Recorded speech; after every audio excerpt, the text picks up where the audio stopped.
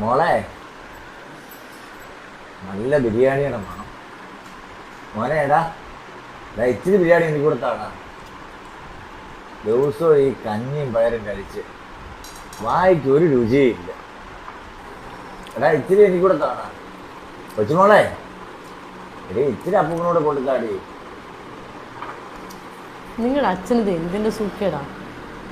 വയ്യെങ്കിൽ അവിടെ എവിടെയെങ്കിലും കിടന്നാൽ പോരെ. എന്ത് സാധനം വാങ്ങിക്കൊണ്ട് വന്നാലും ഇങ്ങനെയാ. അവിടെ കിടന്ന് മണം പിടിച്ച് കൊതിയാക്കി ആ പിള്ളേർക്ക് രണ്ടിനും വയറിന് അസുഖം.